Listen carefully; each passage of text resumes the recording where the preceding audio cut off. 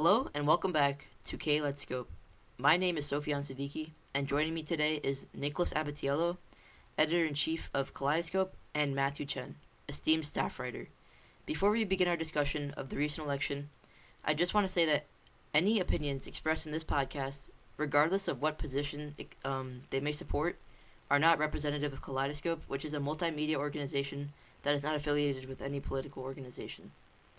Alright, so let's begin. Coronavirus has affected this country in a variety of ways. Schools have switched to new methods to accommodate students during a pandemic. Restaurants and businesses are subject to curfews and restrictions, and our lives have changed drastically. There are claims that President Trump lost the election due to his lack of care for dealing with the coronavirus. What are your thoughts on the situation? So Matt can go first if he'd like. Alright. I think in some regard, Donald Trump did make a few key errors and possibly just general disregard and neglect when it came to his policy for coronavirus. But at the same time, I feel like the virus is such a potent threat that even if there was some other, even the best case policy scenario, uh, it still would be probably very rampant, and there wouldn't be that much of a difference in the amount of deaths and the amount of cases across the United States. Yeah, and that's a really good point. That the coronavirus was just so unexpected that even like the best policy couldn't or make as much of a difference. But I mean, that's obviously just a hypothetical. We don't know if better policy would actually influence how our country would be today. But if you look at our country today versus other countries, especially developed countries, we're not doing much better than they are. Nikki, do I you have think we're any? doing worse on a lot of accounts than they are. I mean, let's look at New Zealand, for example. I mean, they were like the blueprint, I feel like, for a lot of this.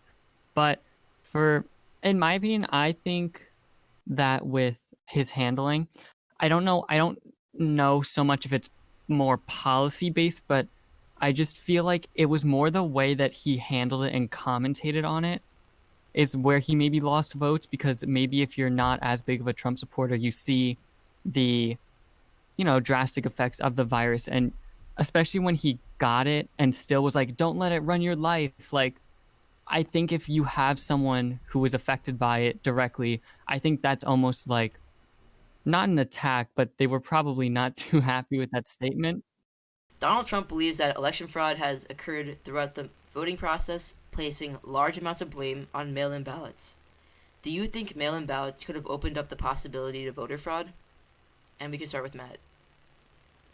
Um, that's a very simple answer. No, but I think that just the way that it happened, like with coronavirus and like the whole situation around it, made it seem fraudulent. But the idea of mail-in ballots itself is not entirely fraudulent because it's just it's just another way of transferring your vote to be counted. And if you look at like other ways that voter fraud can happen, like if like it's not it's mail-in ballots is not the biggest concern with voter fraud, I think. And Nikki, you have anything to add on to that? Yeah, I think that's definitely fair. I mean, I personally don't think there was widespread voter fraud. I mean, maybe some people do. Obviously, some people do. But I don't really, I still haven't seen any like really compelling evidence yet to say that there was. So So that's over I'm just gonna throw a on that. hypothetical out there. Let's just say that maybe there were a few ballots here or there that were mishandled. Do you think that could have affected our election and the outcome of our election? I don't think so. I think that if you're talking about so many, because really let's look at the states that maybe would have had an impact. Let's say Pennsylvania, that's still a pretty big margin. Georgia, Biden didn't even need to win at this point, which is really the closest margin, I believe, at least he won on. So I can't imagine that there's going to be a significant amount of votes that are fraudulent or that are mishandled, because I would assume that that would raise some sort of questioning just based off of how many people they were anticipating. So Right. I mean, I would say no. I'm not very qualified to speak on this, but that's just where I would stand. Yeah. That's a good answer. So let's move on to let's actually flash back to 2016 when Democrats claimed that Hillary Clinton's loss was primarily from the presence of Russian collusion. Do you think that you know the double standard that was placed upon uh, Republicans claiming that there was no Russian collusion, and then in this election where Republicans are claiming that there was interference within the voting process? Do you think that there was any double standard, in that? I mean, there's very clearly a double standard, but at the same time, if you look at American politics, both sides just create whatever situation and narrative that fits whoever's in power right now. Like, because the Democrats lost in 2016, they have this. They well, I wouldn't say like they created it, but they had these suspicions of Russian collusion, and now since the Republicans lost, they're having this idea of mail-in ballot fraud, and if you look at other things too, like with Supreme Court cases, like how like when they nominated Supreme Court justices, when the Democrats were in power, the Republicans criticized their um, decision to change the majority vote to less people, and then the Republicans used the same exact rule in 2017 to nominate Neil Gorsuch to the Gorsh Gorsuch, I think it's yeah, Gorsuch. Pete Yeah. Gorsuch, yeah, Yeah. to the Supreme Court. So obviously it is a double standard, but I think in terms of like its effect, I think it's not gonna. We're already used to this kind of double standard in American politics. Right.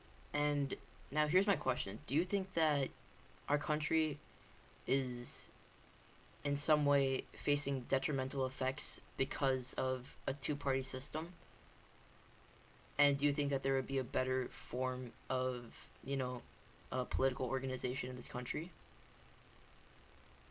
Um, I think yes, there is some detrimental effects from the two-party system, obviously, because any any system where people work towards the party and not the overall benefit of the people is, just overall detrimental to American health because parties are supposed to work for people with similar interests, but inevitably people just start working for the party instead of for the people, which are actually supposed to benefit from parties.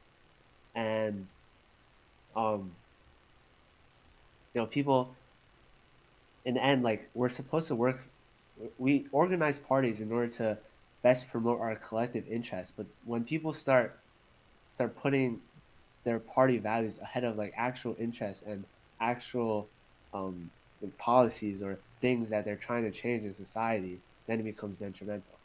And nowadays with mass media and information at the touch of a button, we also have this problem with polarization, like people who automatically associate party values with certain events, and after hearing just like the initial like initially what happened, they start to form opinions and then they spread these false opinions and they get these ideas, and then there's also a lot of fake news being reported around or things that are just sometimes not correct on the internet and people believe them and then they associate their party values with them and then it creates this such polarizing division in America, even though if you talk to real people, even people like in our school or in your community with different opinions, like we all basically want the same thing. We just want betterment of our communities, our lives, and the best lives for our families and our friends.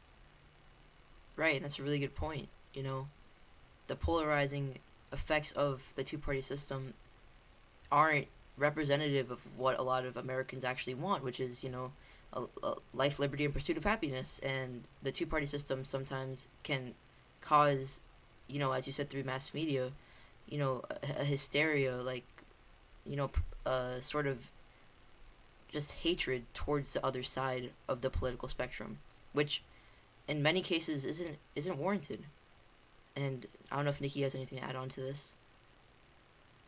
Yeah, just going off of the polarization, I think what we're seeing right now is a really, I mean, not to cause hysteria or anything, but I think we're in a pretty dangerous time in American history right now, just in terms of how intolerant both sides are to each other.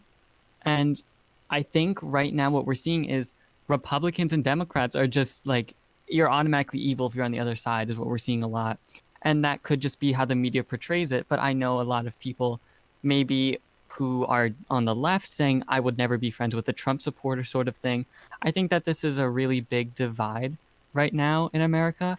And down the line, this could have pretty drastic effects on not the I mean, it could have effects on the integrity, but more on just the society itself in terms of just the intolerance in both directions. So I'm just really interested to see where it goes from here. Yeah. And to actually bounce back to your other question about, is there any other, I think you asked this, is there any other system that you think would fit Yeah. better? Yep. Um, I know personally that I'd hate the two-party system. I really do. I mean, you could look at other systems of government like parliament or something like that, but the presidential system I think is fine. I think something more like in the House or the Senate, maybe like proportional representation, I would like to see more, just because you could actually advocate more for what you believe in, because you can vote for that third party candidate now. So I think that you would see a more representative governing body. Very interesting. So now to bounce back to the talk of the election. In recent news, what happened was the Secretary of Defense Mark Spencer and Director of Cybersecurity Christopher Krebs have both been fired by President Trump after they both claimed that there was no voter fraud and claiming that this was one of the most secure elections in history. So, how do you think that the firing of these two officials will not only affect the transitional period between leadership, but also how America is viewed from an international viewpoint from these actions of the president? Well, look, I don't think. Oh, go ahead. No, you can go first. All right. Well, I think after, well, I think with Trump specifically, we're, like I said earlier, used to this type of politics. Like since he's been in office, he's definitely fired. I think he's fired like someone. He's fired many officials under that he's appointed, and um, because the reason that they were fired, after they said like there was no fraud in the election, I think maybe that's a little unwarranted because it even though obviously like you want officials that work well with you or a lot or somehow align with your beliefs, but having opinions on things shouldn't warrant being fired. But at the same time, he's also in his full right to fire officials. But it does, it does look bad when you're constantly firing officials because it's like, is there something wrong? Like, let's say take a sports team, like for example, just like if they were to fire their coaches and their assistants, you would think that something must be wrong. And I think it does portray a bad representation of government, the overall government in America. Yeah, and just oh yeah, Nikki, you can go ahead.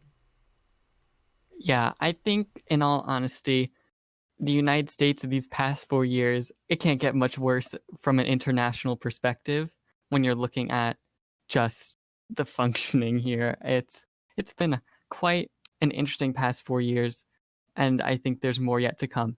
But I think at some point you have to take a step back and honestly go, like, are they the problem, or is it the person who's firing all of them?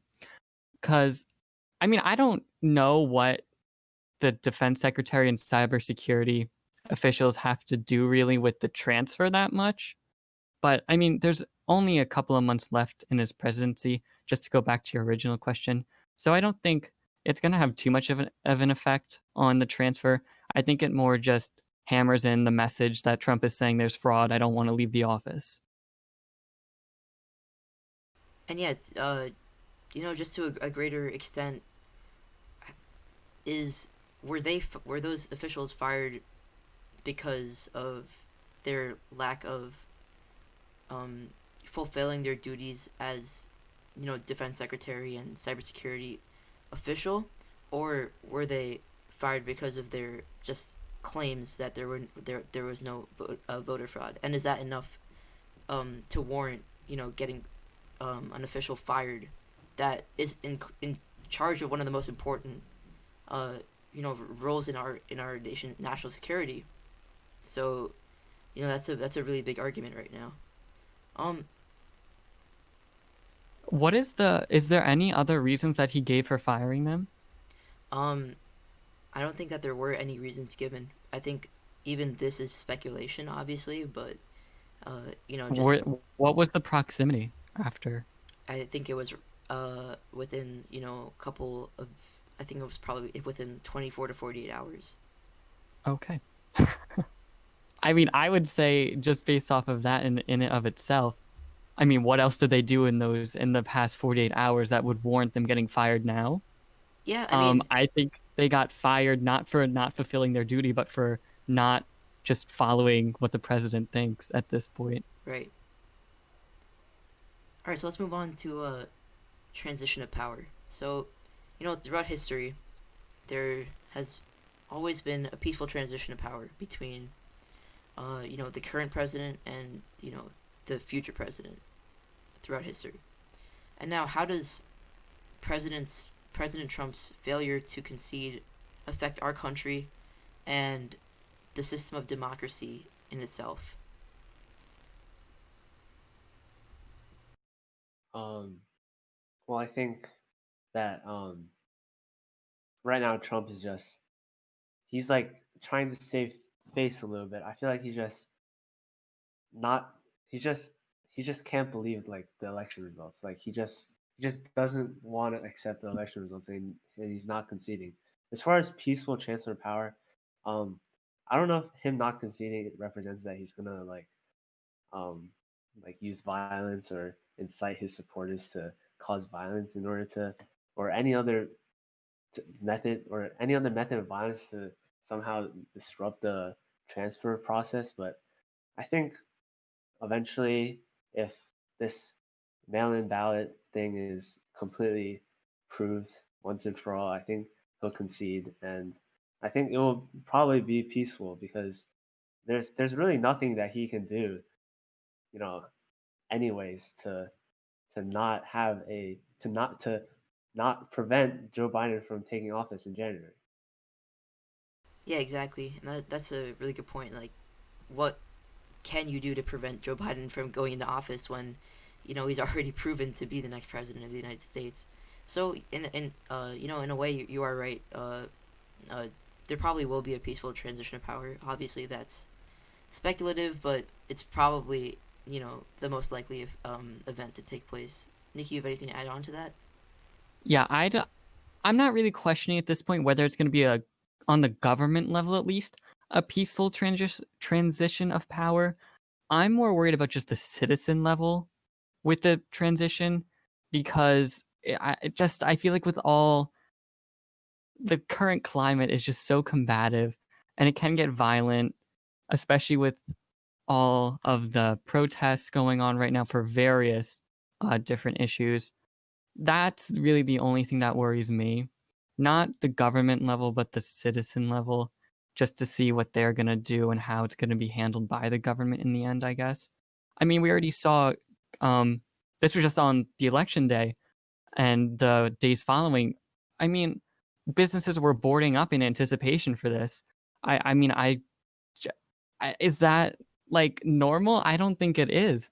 So I guess just in essence, this is a very abnormal year with a very abnormal cycle of power. So I wouldn't be surprised whatever happens, to be honest.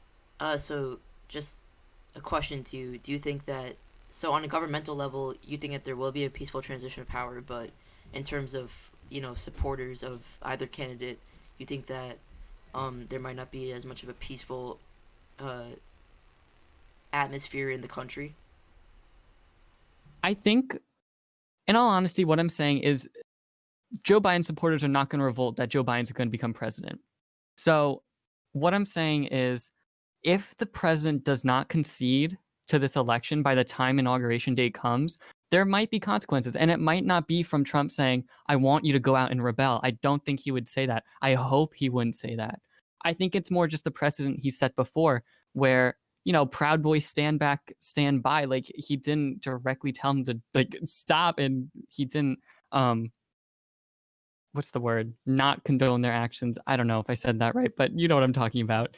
And then with the protests for Black Lives Matter, he literally moved a whole protest group back just to take a photo op. And then when armed protesters stormed the Michigan whatever government building, there was no reaction. So like I just think that we see this pattern of his protesters really aren't being that I mean his supporters really aren't being told to stop at all.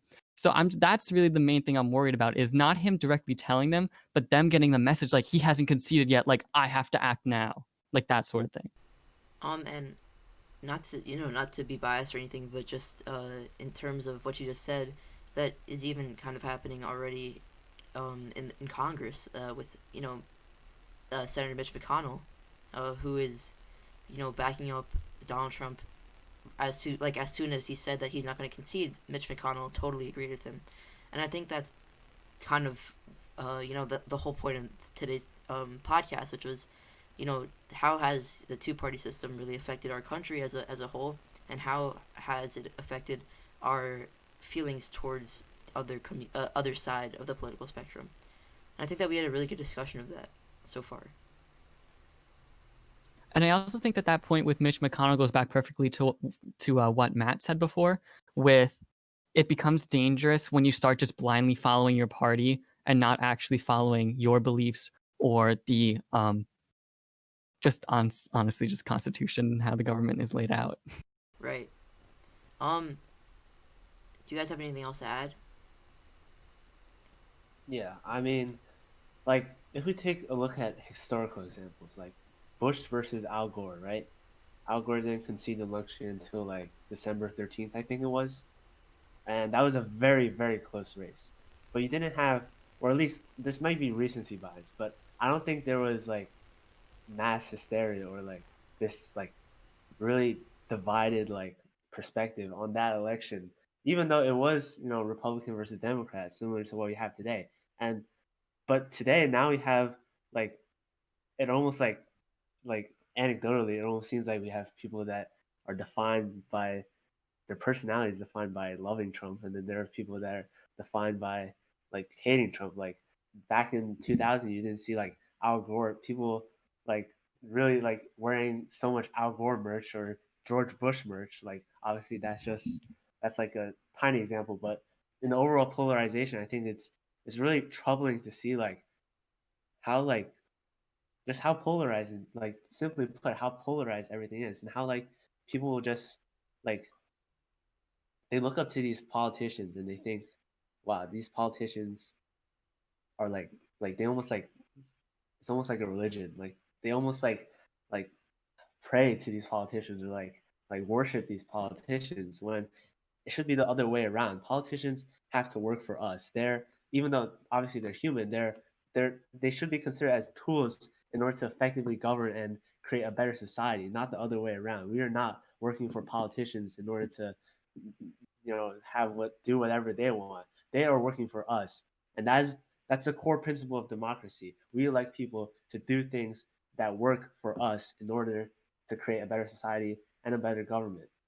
And it's just troubling to see how it almost has flipped. Like I see it on both sides. Like people like are too easily trying to like revere or worship one person and like they praise that person and then they demonize the other side. When in reality, even with polarizing figures like Donald Trump and you know Joe Biden, like the difference in the two sides in terms of beliefs and values has always been the same. The only difference is how we portray these two sides. And the belief that somehow all Americans are somehow different and like don't want the same things is completely false because obviously there obviously that's a very blanket statement thing to say, but I think in general we should refocus on our core democracy values that we all share and realize that, maybe we're not all so different.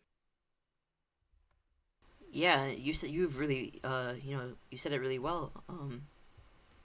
Democracy was created in order to represent us, and sometimes we as citizens end up supporting and, as you said, revering the politicians when in reality, even some people have said, like, to Joe Biden supporters, like, don't be happy that Joe Biden won, but and keep on pushing him to push up to, to get legislation out and to help the American people and deliver the promises that he made on the election road.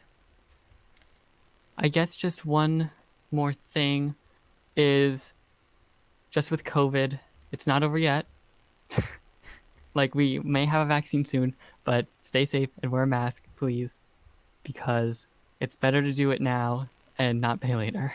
Exactly. That's a very good public service announcement. Um, Yeah, and honestly, just want to bring that up because it seems like COVID has been politicized, but it really is not a political issue. Just, just go by the science. It's your best bet. Please, stay yes. safe. Yeah. Even though it may seem like in our area, like people are fine, like you should still try and protect yourself and protect others. Especially during Thanksgiving, especially with your family, just don't put your family at risk. Just everyone stay safe, uh, and have a happy holiday. If you have to, work around the current circumstances, then go ahead, have a virtual Thanksgiving. Do things that are proactive, and will effectively stop the virus from spreading. Other than that, thank you all for joining on the second episode of K Let's Go. Thanks Matt and Nikki for joining me. I really appreciated it. You guys have a lot of insight, and it's always positive. And I hope to have you guys back soon. Um, Other than that, thank you all viewers for joining, and stay safe. Have a great holiday, and we will see you soon. Bye.